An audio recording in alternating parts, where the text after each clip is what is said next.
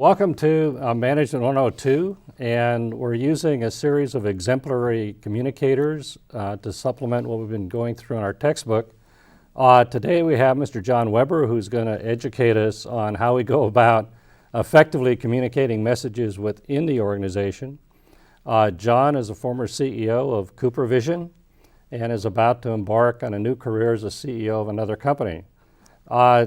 So John, welcome to my students. Good morning, Jerry. It's good to have you here. Can you give us a little bit of background personally before we get started, and then we'll go into a little bit of background on CooperVision. Sure. Well, I've spent about 20 years, Jerry, in the contact lens industry. It's been a fantastic ride. Did everything from distribution to president of CooperVision, where I had full responsibility for the entire P&L of CooperVision, and pretty much every job in between. So a little bit of sales and marketing, a little bit of manufacturing. Well-rounded background in all the different things and all the different aspects that go into running a company. Well, that's helpful. One of the things that you and I have talked about in our conversations is how in education we tend to put students into very narrow boxes, and we educate them in marketing or finance or whatever. And in leadership roles, it really is cross-discipline. So thank you for that. Right. A little bit about CooperVision. That's sort of a company that nobody knows about, but everybody sees, no pun intended. Right. Can you share a little bit about the company? Yeah, well, we don't want you to see CooperVision. That's We'd right. like you to see other things through CooperVision lenses. So CooperVision is a manufacturer and seller of contact lenses. It sells on a global basis. We sell contact lenses to over 90 countries. We have direct presences in over 40 countries. We manufacture out of the UK and Puerto Rico and the United States in upstate New York. About 7,000 employees. Our revenue is about $1.3 billion a year, and we're actually the largest division of a publicly traded company called the Cooper Companies, which trades on the New York Stock Exchange. So you have challenges, it sounds like, very global in nature when it comes to getting everybody aligned. So when you took over the company, what was the challenge that you saw that caused you to start this internal and external branding initiative? Right, well there are really three things, and I guess probably the order of priority I'll take them in. The first thing is, internally, CooperVision is really built on a series of acquisitions. And the latest acquisition that happened in 2008, CooperVision acquired a company called Ocular Sciences. And so what we had was a bunch of folks from a bunch of companies coming together, and we all knew what we were trying to accomplish, but we weren't always speaking the same language. Right. We weren't always aligned in how we were going to approach those things. So that was the first major issue that I felt that we had. The second thing is we were going through a product transformation in the industry, and this won't mean much to your students, but at the time, the raw material that you make contact lenses is moving from what we call hydrogels to silicon hydrogels. And CooperVision was behind in that race. So we were just getting ready to launch our new products to catch up with the competition, and how did we communicate that both internally and externally to our customers? And then the third thing is that we had a unique marketing strategy where we didn't do any consumer advertising, we did not do any consumer marketing. And the internet and social media and these things were really bringing about a change to the contact lens industry. So we had to learn to communicate with our customers, be it the end user, those folks that wear contact lenses, the doctors that prescribe them, the retailers that sell contact lenses, from a different perspective, and that being social media, and how did we want to affect communication through those means. So it was really those three things, probably in that order, that when I took over as president of CooperVision, I thought, okay, we're going to have to do some things differently and bring people together and focus them on where we want to go. Well, it looks like a menu for a perfect storm. You have organizational culture conflict, you have a technology issue, and there's confusion in the marketplace about product. So how did you decide that you're going to communicate the message differently into the organization? Right. Well, what we decided is we knew that if we were going to project our communication, we needed a brand. We needed something that everyone in the process could focus on and be aligned on. And what we really knew is that we needed to start that from the inside, and we needed to project out. I had a great gentleman, which I'm sure we'll talk about later, named Jeff McLean, who headed up my strategy department. And he had a saying, he said, brands are built from the inside out. And that's true. So what we figured is if we could align our 7,000 employees and get them focused on what we were trying to accomplish, that then we could use as a baseline and project that out into the marketplace to our competitors. So it was credible, it was believable, and it was effective.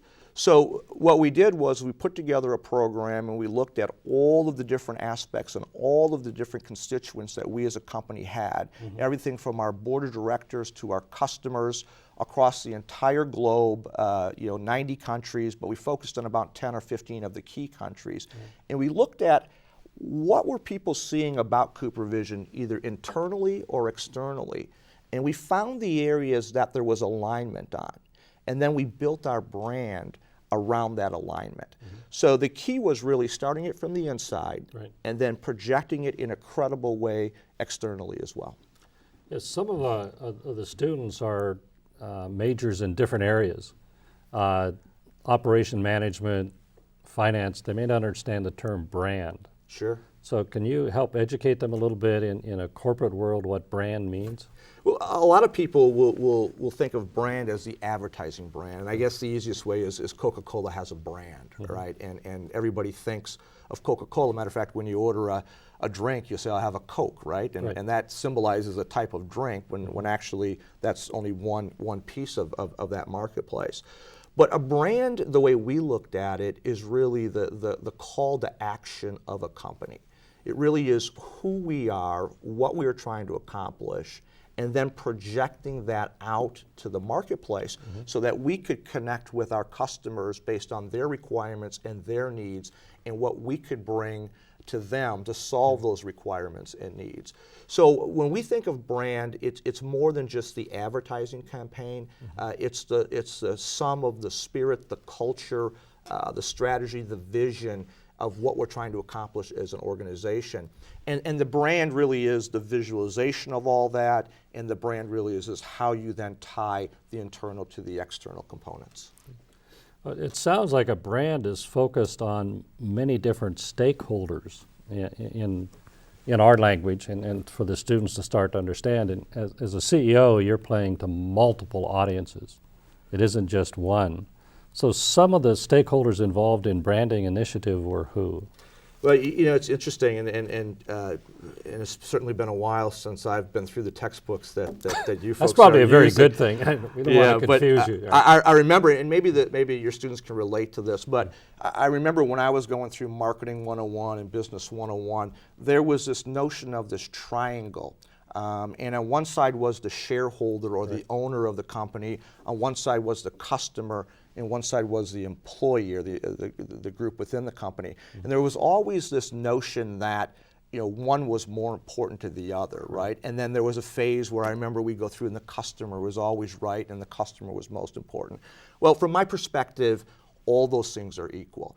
And once you say that an investor is more important than a customer, or an employee is more important than a customer, or the customer is more important than the employee or the shareholder, you're really starting to make a mistake, and you're probably getting off point. It's a balance of all those things. Customers have requirements and needs that as a company you want to meet, and if you don't meet those needs, then you're not driving the revenue, which obviously does all the things you need to do as a company. Shareholders give you money to invest in your company, and they're expecting a fair rate of return. And if you don't give them that fair rate of return, you don't have access to the capital, and therefore you can't serve the customers. Employees are clearly your most important asset, and they're the most important thing that makes all this work. But again, they have to be subservient to customer needs and sometimes have to work within the investor worlds to make sure that the right things happen. So when you're talking about brand and bringing that back to the reality, you have those natural customers and employees and management you think of, but you have others as well. your board of directors. Obviously, they want to understand what the company's doing, and they want to make sure they're comfortable that you're doing the right things for shareholders. In our case, we had a holding company. The holding company had several divisions that reported into it. The holding company's job was to allocate resources amongst the divisions. So we had to make sure that we were always working closely with the holding company to get the funds and the resources that we need to do to execute. So all of these things come together, and you've got multiple constituents, and as you know, the hardest thing is that they're rarely aligned as to what they want and what's important to them. And that's the fun of it, and that's the challenge of it. But when you started to create your message, we spent a lot of time in class talking about audience analysis and making sure that your message is keyed to an audience. Here, the complexity is fascinating because you have multiple audiences. Was there one primary focused audience when you started to create your message? And in a minute, we'll take a look at one of the clips that you used. Yeah, sure. It really was the employee base. Okay. If you go back to those three things that we were trying to accomplish, in my view, aligning our employees as to our vision and what we were trying to accomplish was the most important of those three things. And so really, everything we did was focused around how do we align and motivate 7,000 people. And maybe we can talk a little bit about this later, because you never get all 7,000 aligned and motivated, but there's techniques you use to manage that. So that was really the focal point. But sure, we had to take things, for instance, we had some very motivational videos that we used that kind of connected on an emotional basis what we did, how we added value in the marketplace. And it's really cool. I mean, I don't know if people think about this, but you have young kids that are playing sports, soccer, or in Europe as they call it, football. And you know, they've got glasses that are slipping and sliding all over the place, and put contact lens on a 12, 13, 14, 15-year-old, and he or she can go out and play sports without being encumbered by this. That's a huge thing. You know, so there's a lot of value that we brought. So, you know, we use those things to try to shape our message to say, hey, this is really important, and people really get value out of what we do as a company, and then tie that all together. Okay, now who are we? How are we trying to approach the marketplace? So doing that for the employee was the most important thing. But you always had to take segments of that and modify it, because a motivational video, for instance, is not appropriate at the board level. You can't show a 90-minute clip about a kid seeing, you know, with contact lenses in a certain way to try and get $100 million of funding for your next manufacturing line. Right? So what you did is you took pieces of the story and you put it together in different ways. Talking to the board, the holding company, much more business approach, much more numbers and cents, and what the brand was going to do from a revenue perspective and a cost savings perspective, and bringing everybody together. You know, on the flip side, to the sales and marketing team, very rah-rah, and you can use this brand and the external visualization of the brand to have great conversations with your customers. And John's made available to us clips that he used. In a second here, we're going to take a look at one of them, but there's two additionals that will provide link to the website that we're using in the class, so you can see in detail. One is the message to the troops, that's about 5 minutes long. And then the other one is the imaging on how you went about, which is really, really exciting. Well, I know the professor's not going to like this, but I suggest you really look at that. There's a 90-second clip motivation that we use kind of at the end of our big meeting that we called, and that's a really cool video. And then there's another clip about 2 minutes long that really takes you through the essence of what we did. And then if you're really bored and you've got nothing better to do, there's a 5-minute diatribe by me explaining to employees what we're trying to accomplish. I'm not sure that you're going to get your students to watch that one, but it's got some good information in it. Well, I think I just got a clue here. I think what we're going to do is write the test questions out of the 5-minute discourse that you're having with your employees. Sorry, guys, I forgot how professors actually work. My apologies. Yeah, we're actually pretty evil. Well, let's take a minute and take a look at the middle clip, which was your process on how you went about doing it. We are CooperVision, and life has been good. We've enjoyed success, and we are proud of our journey. We are 6,000 employees in 32 countries. We've outpaced the market at 1.5 times the growth. Sounds like a lot, but the global contact lens market is $6 billion. CooperVision has 16% share. We want more. So we took a look around and noticed everyone out here looks the same. blue, blue, sea of blue. We're different. We want to stand out. So what did we do? We went all over the world to 10 countries. We talked to our employees. They wanted to be heard. We learned our employees are committed, but that as an organization, they are hungry for alignment, and that our team knew we had to be different to break through. We talked to our wearers.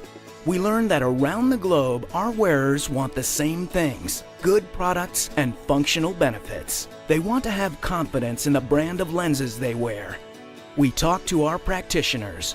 We learned that they care about our products. They want quality, comfort, and a comprehensive but clear portfolio. They want a good business partner, and that's us. We're trusted. We've got a strong customer heritage we will leverage, and a global approach to doing business. We are partners. We own that territory. We're different. We're bold. We bring a refreshing perspective. We can be a leader in our category. It's our time. We'll still stay true to the brand while looking to the future, but with one voice, one set of values, one corporate positioning, and one promise. Our refreshing perspective will be clear today, tomorrow, and beyond. It's been tested, and the positive results are exciting. We are CooperVision, and our journey is just beginning. Thanks for sharing that clip with us. I've been around long enough to know that things like this don't happen by accident. And not to in any way demean CEOs, but most CEOs don't have the technical expertise to make something this cool happen. So how did you go about putting together a team of people to create your branding image and then all of the video and imaging that went behind it? It was a great team that we put together. Early in my presidency at CooperVision, I determined that what we needed was an overall strategy office and somebody that could take everything that we were trying to accomplish. Remember, we're talking about being direct in 40 countries, everywhere from Japan to Germany to the UK to the US.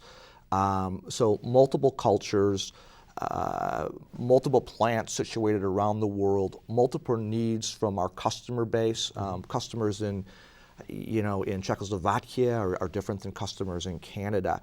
So it occurred to me that what we really needed was someone that could come together and try and bring all of that information and put it together in an overall strategy that we could execute and get a line behind.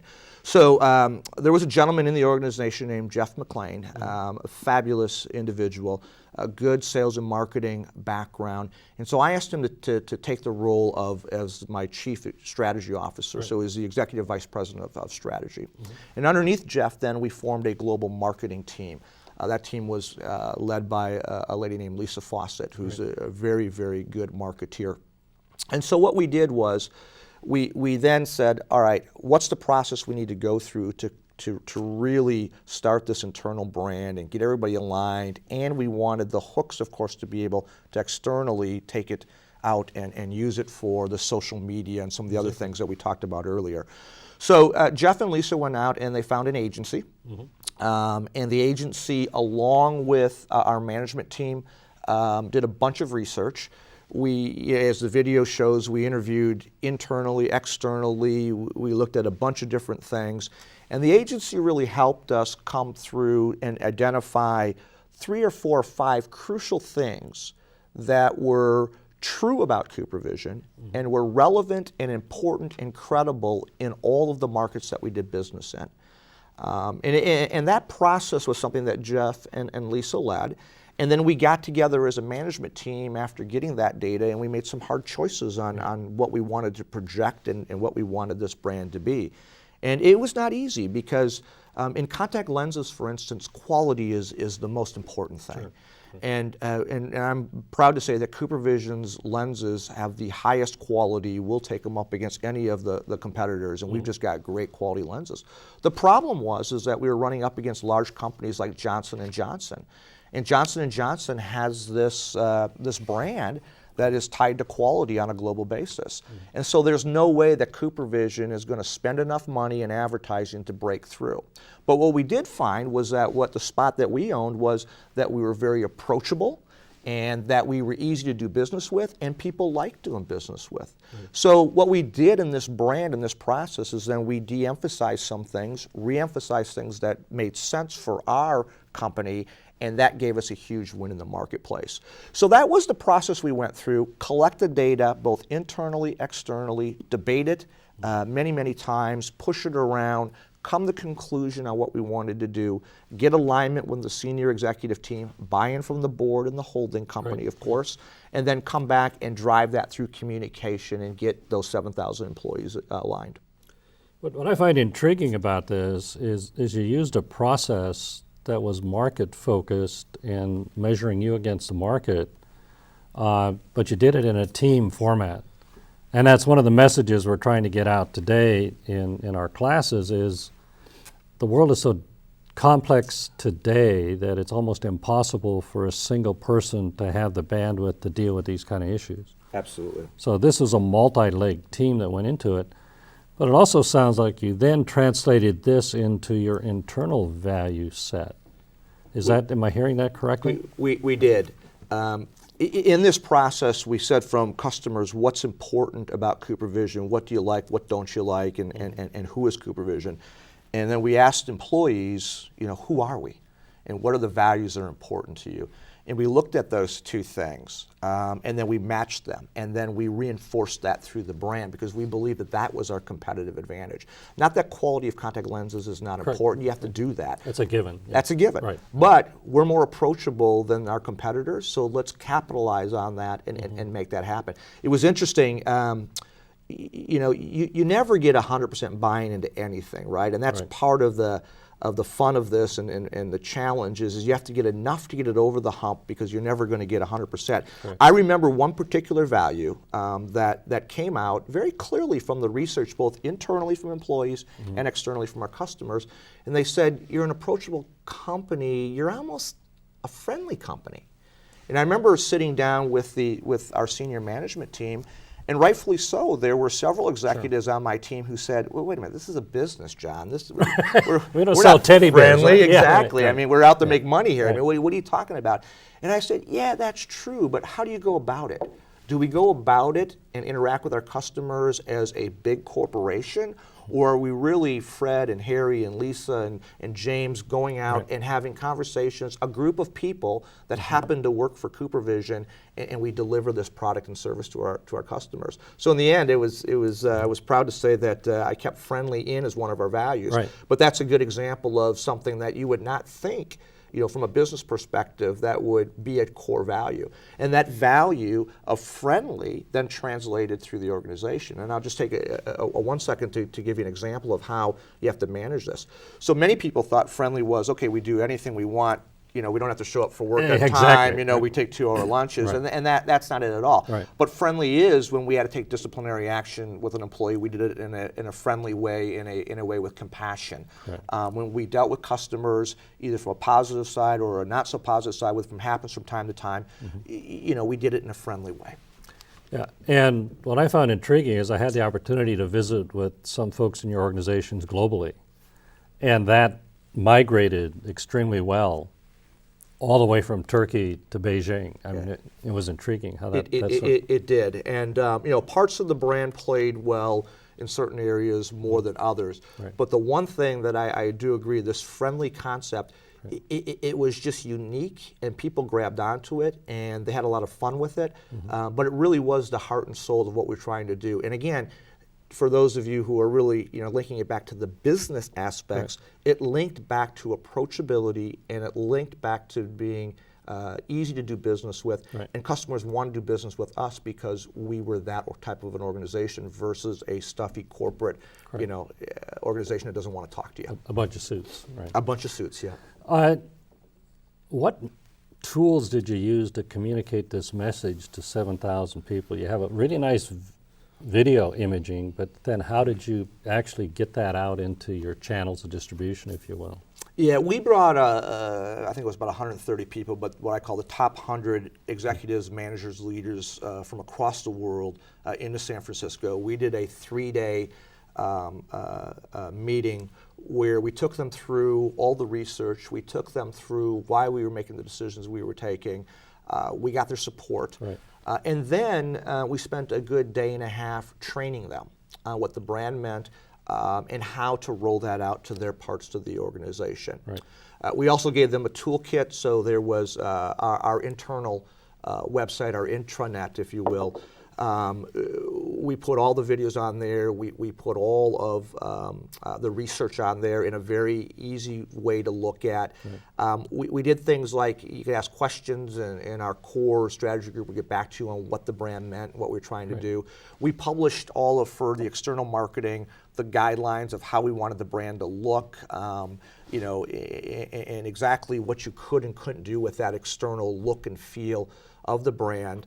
And then, you know, we did other fun things, like we had a wall on our internal website where people could submit other people on the basis of were they doing something that was unique to the values. Right. So somebody was, you know, dedication was one of the values, and you know, if there was somebody that really went over the top, you could submit a name. It was reviewed by folks, and then it made what we call our wall of fame, where you know, you could see behavior that was meant to reinforce the brand. So a broad spectrum of things, all kind of tied together. You know, one of the things that popped into my head as we were chatting is you really were driving transparency in the organization, that this is who we are, this is what we stand for, this is, as a CEO, what I stand for. Yeah. What was the impact of your initiative? Well, you know, the transparency was interesting, and I think a lot of people really bought into that. But there were some that didn't, and there were some that really didn't embrace the brand and that transparency. And we did all the right things there, coach and counsel. But you know, not everybody wanted to be part of that organization, and so we helped them find you know, organizations maybe that they wanted to be part of. But I think overall, the overall impact of the brand was it did align most people to who we were. And it did, we were able to then build the external brand projection from a solid base. And I believe in the end, as we rolled out those new silicone hydrogel products, as we became more active in social media and we reached out to the end users a bit more to make them more familiar with CooperVision, it all tied together and it had that solid foundation. So in the end, I think we did a very nice job of increasing revenue. We had a 6-year run of double-digit growth, both on the top line and the bottom line. And I think that it was very effective in driving the business. Excellent. Well, you had a very good experience. You're about to head into a new venture. Yeah. What did you learn from this activity that you think you'll carry into your new venture? You know, probably that everything I did at the old one won't work at the new one. And I think that's a great message for your students, too, because you know, a lot of times students read textbooks or they listen to somebody like you or me, and they take away the specifics of what we're saying, and they try and deploy that somewhere else. And the reality of it is that's not what we want you to do as a student, right? What we want you to do is listen to a bunch of people and realize that for every situation, there's several things that can work and several things that won't work. And then the key to running a good organization, be it a profit one or a nonprofit one, is then selecting the right things, the right levers that are right for you, being credible, being a credible leader that people believe in, and then assessing the situation both externally and internally, and picking the right things to drive the results that you want to drive. So you know, I think this experience at CooperVision was a great experience, and it certainly put you know, some more tools in my tool belt to deal with whatever I face at my new role. But yeah, we'll see how much of it actually carries over. Well, thank you for bringing tools into my class today. My pleasure, Really Jerry. appreciate it. It's good Thank seeing you again. All right, bye-bye.